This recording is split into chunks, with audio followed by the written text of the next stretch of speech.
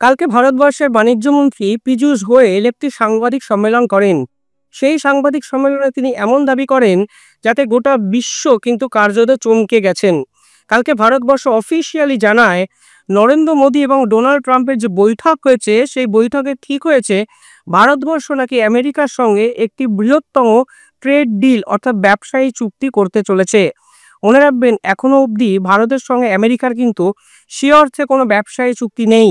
তা সত্ত্বেও দুই দেশের যত টাকার ব্যবসা হয় সেই টাকার পরিমাণটা কিন্তু $150 বিলিয়ন, অর্থাৎ বৃহত্তর একটা ব্যবসায়ী সার্কিট।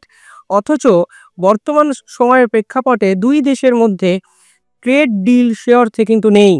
নরেন্দ্র মোদী এবং ডোনাল্ড ট্রাম্পের এই বৈঠকের পর ভারতবর্ষ এবার উদ্গ্রীবভাবে আমেরিকার সঙ্গে এই ধরনের চুক্তি করতে চাইছে।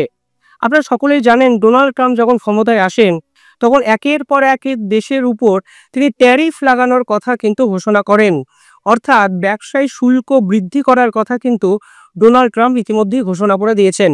পরবর্তীকালে তিনি ঠিক করেছেন যাদের সঙ্গে আমেরিকার সম্পর্ক ভালো তাদের উপর তিনি রেসিপ্রোকাল ট্যারিফ লাগাবেন, আর যাদের সঙ্গে সম্পর্ক অত্যন্ত খারাপ যেমন মেক্সিকো, কানাডার মতো দেশের উপর ডোনাল্ড ট্রাম্প যা সিদ্ধান্ত নেবে সেই পরিমাণ শুল্ক করই কিন্তু সেই দেশের ব্যবসায়ীদের দিতে হবে যদি তারা আমেরিকার মার্কেটে ব্যবসা করতে চায়। এবার এই রেসিপ্রোকাল ট্যারিফটা কি? দেখুন, রেসিপ্রোকাল ট্যারিফ হলো, ধরুন আমেরিকার কোনো কোম্পানি ভারতের মার্কেটে যখন ব্যবসা করে তখন ভারতবর্ষ কিন্তু সেই কোম্পানি বা জিনিসের উপর বিভিন্ন ট্যাক্স রুজু করে, অর্থাৎ একে বলা হয় ইম্পোর্ট ট্যাক্স।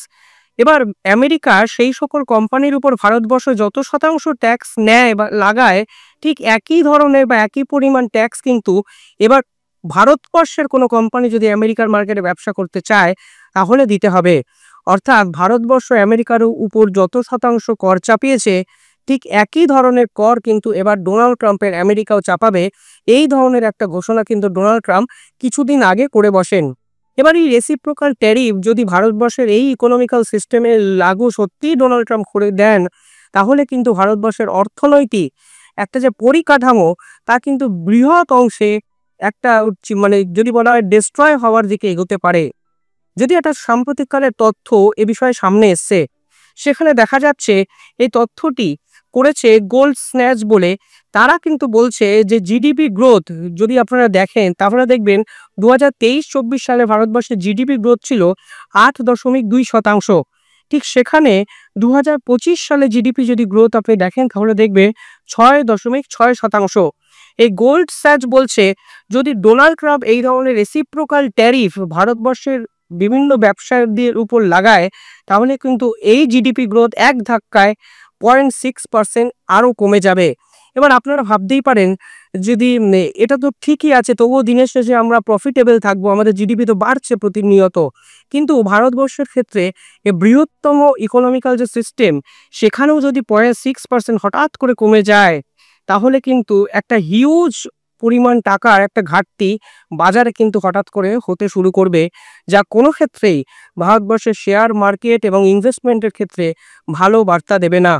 আর ডোনাল্ড ট্রাম্প যদি এই ধরনের ট্রেড ডিলের আগে রেসিপ্রোকাল ট্যারিফ ভারতবর্ষের উপর চাপিয়ে দেয় এবং তা যদি আন্তর্জাতিক স্তরে স্প্রেড আউট হয় তাহলে ভারতবর্ষের যে স্টক মার্কেট তাও কিন্তু এক ধাক্কায় অনেকটা পড়ে যেতে পারে। আর এই সব কিছুই বিবেচনা করে ভারতবর্ষ এবার চাইছে এই ধরনের ট্রেড ডিল ডোনাল্ড ট্রাম্পের আমেরিকার সঙ্গে অ্যাজ সুন অ্যাজ পসিবল করে নিতে। আপনারা যদি বর্তমান সময়ে ভারত এবং আমেরিকার ব্যবসায়ী সম্পর্কটা দেখেন তাহলে দেখবেন, আমি এর আগেও বললাম, $150 বিলিয়ন ব্যবসা দুই দেশের মধ্যে কিন্তু বর্তমান সময় হয়, কম বেশি কিছু হতে পারে। 2030-এ দুই দেশই ঠিক করেছে তারা একে অপরের সঙ্গে প্রায় $500 বিলিয়ন ব্যবসা বাণিজ্য করবে। এবার ওই ট্যারিফের ধারণায় আপনারা যদি এই $500 বিলিয়ন ভাবেন তাহলে দেখবে এই $500 বিলিয়ন উপর যদি 10% ট্যারিফও ডোনাল্ড ট্রাম্প লাগায় তাহলে কিন্তু এই যে ইকুয়েশন তা কিন্তু সম্পূর্ণ ঘেটে যেতে পারে এবং এতে সম্পূর্ণ ক্ষতিগ্রস্ত হতে পারে ভারতের অর্থনীতি। কারণ আমেরিকার মার্কেট এখন কিন্তু ভারতের ব্যবসায়ীদের ক্ষেত্রে অত্যন্ত বড় একটা সারফেস। ফলে এই সারফেস কোনোভাবেই ভারতের ব্যবসায়ীরা যদি হারিয়ে ফেলে কিংবা তাদের উপর কোনো এক্সট্রা প্রেশার ক্রিয়েট করা হয় তাহলে কিন্তু অনেক কিছু বদলে যেতে পারে এক মাসের মধ্যেই। এবার ধরুন ডোনাল্ড ট্রাম্প হঠাৎ করে জোশে এসে ইন্ডিয়ার কোম্পানিগুলোর উপর বা ভারতের উপর এই ধরনের ট্যারিফ লাগু করে দিলেন এবং পরবর্তীকালে ট্রেড ডিল করে ফেললো ভারতবর্ষ, তাহলেও কিন্তু আমেরিকার কোম্পানিগুলো এতে লাভবান হবে। কারণ সেক্ষেত্রে আমেরিকার একাধিক কোম্পানির উপর ভারতবর্ষ কিন্তু শুল্ক ছাড় দিতে শুরু করবে, এরকমই জানিয়েছেন ভারতবর্ষের ব্যবসায়ী যে মন্ত্রী অর্থাৎ পীযূষ গোয়েল। তিনি বলেছেন, আমরা আস্তে আস্তে চেষ্টা করছি আমেরিকার একাধিক কোম্পানির উপর শুল্ক ছাড় দেওয়ার জন্য। ইতিমধ্যে ভারতবর্ষে ব্যবসা করতে আসবে টেসলা। ইলন মাস্কের সঙ্গে নরেন্দ্র মোদী যে মিটিং হয়েছে সেখানেই আপাতত ঠিক হয়েছে টেসলা কিন্তু আগামী 5 বছরের মধ্যে ভারতের ব্যবসায়ী মার্কেটটাকে ধরতে চাইছে। এবার অনেকেই আপনারা প্রশ্ন করতে পারেন, এই যে টেসলা ভারতে আসবে, এতে কি ভারতের যে ম্যানুফ্যাকচারিং কোম্পানিগুলো তাদের কোনো ক্ষতি হবে না? যেমন ধরুন সুজুকি, যেমন ধরুন যারা ভারতবর্ষে এর আগে থেকে ব্যবসা করে, এবং ভারতের যে বিভিন্ন কোম্পানি যেমন ধরুন মহিন্দ্রা, টাটা, এদের কি কোনো ক্ষতি হতে পারে? এতেও একটা গবেষণা সম্প্রতিকালে হয়েছে। সেখানে সরাসরিভাবে মহিন্দ্রার যে ডিরেক্টর তিনি মেসেজ করে বা বিভিন্ন ক্ষেত্রে সারফেসে জানিয়েছেন যে এতে ভারতের কোম্পানির কোনো ক্ষতি হবে না। কারণ হিসাবে ভারতবর্ষ কিন্তু সেই তথ্যে বিভিন্ন স্ট্যাটিস্টিকে কিছু নির্দিষ্ট কারণের কথা জানিয়েছে। পীযূষ গোয়েল বলেছেন, ভারতের কোম্পানিগুলো কোনোভাবেই ক্ষতিগ্রস্ত হবে না, কারণ মহিন্দ্রা কিংবা টাটা যারা কেনেন সেই যে মার্কেট এবং টেসলা যারা কিনবেন সেই মার্কেটের মধ্যে কিন্তু আকাশ পাতাল একটা পার্থক্য আছে। এবং এসব ভেবেই ভারতবর্ষ কিন্তু ইলন মাস্কের কোম্পানি টেসলাকে শুল্ক ছাড়ের কথা ভেবেছে। শুধু তাই নয়, পীযূষ গোয়েল এখানে একটা অত্যন্ত গুরুত্বপূর্ণ কথা বলেন যে আমেরিকার যে মার্কেট সেখানে পার ক্যাপিটা যে ইনকাম, সেই পার ক্যাপিটা ইনকাম মানুষের কিন্তু অ্যানুয়ালি 70 লক্ষ টাকা ভারতীয় টাকায়, এবং আমেরিকার যে কারেন্সি সেখানে তারা বলছে $80,000। কিন্তু ভারতবর্ষের যে অ্যাভারেজ অ্যানুয়াল ইনকাম তা কিন্তু $3,000, এবং অ্যাভারেজে যদি আপনারা দেখেন তাহলে দেখবেন বাৎসরিক 2.5 থেকে 3 লক্ষ টাকার কাছাকাছি। তারপরে সবাই যে 2.5 লাখ টাকা রোজগার করছে সেরকম নয়, এখানে অনেক নিম্ন মধ্যবিত্ত আছে, অনেক উচ্চ মধ্যবিত্ত আছে। এটা কিন্তু অ্যাভারেজে একটা ফিগার কালকে ভারতের পক্ষ থেকে জানানো হয়েছে। তারা বলছেন যে এই মুহূর্তে যদি ভারতের এই মার্কেটকে টেসলা ধরে তাহলে কোনো ক্ষেত্রেই ভারতের যে কোম্পানিগুলো ক্ষতিগ্রস্ত হবে না। কারণ হলো কাস্টমার বেসটা যেমন আলাদা, পাশাপাশি এই দুই প্রোডাক্টের বানানোর যে কস্ট, ম্যানুফ্যাকচারিং কস্ট, তাও কিন্তু আকাশ পাতাল একটা পার্থক্য দেখা যায়। অর্থাৎ ভারতের কোম্পানিগুলো ভারতের বাজেট ফ্রেন্ডলি ম্যানুফ্যাকচারিং কস্টে জিনিসপত্র বানায়, যার ফলে এই যে কস্টে তারা বিক্রি করতে পারে, আমেরিকান কোম্পানিগুলো চাইলেও ভারতের মার্কেটে কিন্তু সেই ধরনের কস্টে তারা কোনো ক্ষেত্রে জিনিসপত্র বিক্রি করতে পারবে না। এবং পাশাপাশি টেসলার যারা কাস্টমার বেস, ভারতবর্ষের বাণিজ্যমন্ত্রী জানাচ্ছে অন্তত তথ্যভিত্তিক যে কোনো ক্ষেত্রেই ভারতের সামগ্রিক সকল মানুষজন টেসলাতে ঝাঁপিয়ে পড়বেন এই সম্ভাবনা দেখা যাচ্ছে না। কারণ বললাম পার ক্যাপিটা ইনকামটাই আলাদা, টপ মোস্ট 1% মানুষই হয়তো টেসলা কিনতে পারবেন ভারতবর্ষে। ফলে এক্ষেত্রে কোনোভাবেই আমেরিকান কোম্পানির সঙ্গে ভারতের কোম্পানির কোনো যুদ্ধের সম্ভাবনাই নেই। এবং টেসলা যদি ভারতে বিক্রি করে তাহলে কিন্তু এর সর্বনিম্ন দাম কোনো ক্ষেত্রে 30 লাখের কম হবে না। ফলে বুঝতেই পারছেন এখানে আমেরিকার কোম্পানির সাথে ভারতের এই গাড়ি প্রস্তুত কোম্পানিগুলোর কোনো সংঘাতের কোনো জায়গাই নেই।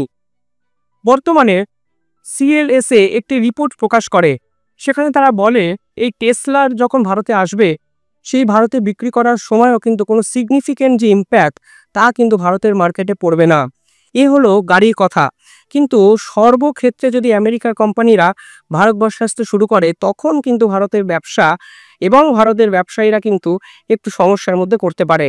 ধরুন আমেরিকান কোনো চকলেট, সেই আমেরিকার চকলেট আমেরিকার কোম্পানিগুলো ভারতের বাজারে বিক্রি করতে পারে 600 থেকে 700 টাকায়, যা নিঃসন্দেহে খুব কম ভারতীয়রাই কিনবেন। কিন্তু তারা যদি সস্তাতে ওই জিনিসগুলো বিক্রি করতে পারেন, অর্থাৎ তারা যদি সস্তা দামে ওই জিনিসগুলো ম্যানুফ্যাকচার করতে পারে, তাহলে কিন্তু ভারতের কোম্পানিগুলো একটু সমস্যার মধ্যে পড়তে পারে। এবার এই পুরো বিষয়টার নেগেটিভিটি না দেখে আপনারা যদি পজিটিভ দিকে ভাবেন তাহলে দেখতে পাবেন বিজ্ঞানের নিয়ম অনুসারে সার্ভাইভাল অ্যাট দ্য ফিটেস্ট, অর্থাৎ যোগ্যতমের উদ্বর্তন, যারা যোগ্য তারাই থেকে যাবে, এই কনসেপ্ট কিন্তু ভারতের ব্যবসায়ীদের জন্য আগামী 5 বছর আসতে চলেছে, অন্তত এই ট্রেড ডিলের পর।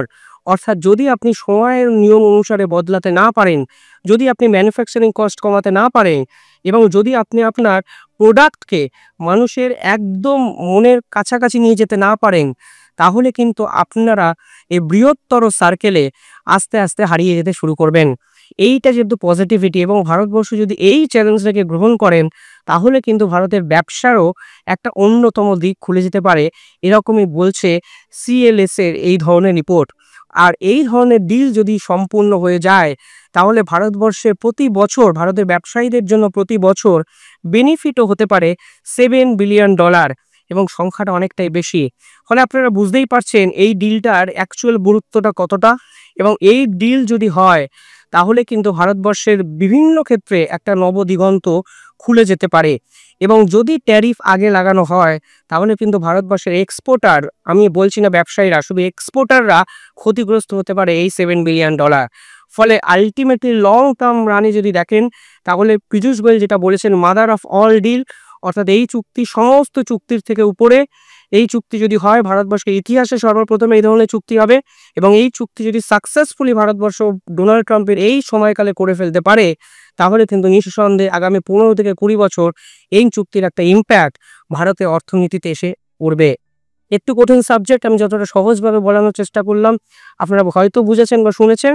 যদি ভালো লাগে একটু শেয়ার করবেন, কমেন্ট করবেন, এবং এই ধরনের ঐতিহাসিক চুক্তি নরেন্দ্র মোদী এবং ডোনাল্ড ট্রাম্পের মধ্যে যদি হয়ে যায়, আপনারা ভারতবাসী হিসাবে কিভাবে দেখছেন এই চুক্তিকে কমেন্টে জানাবেন। দেখতে থাকুন দ্য ইন্ডিপেন্ডেন্ট বেঙ্গল, কমেন্টে জানাবেন নিঃসন্দেহে আপনাদের মতামত।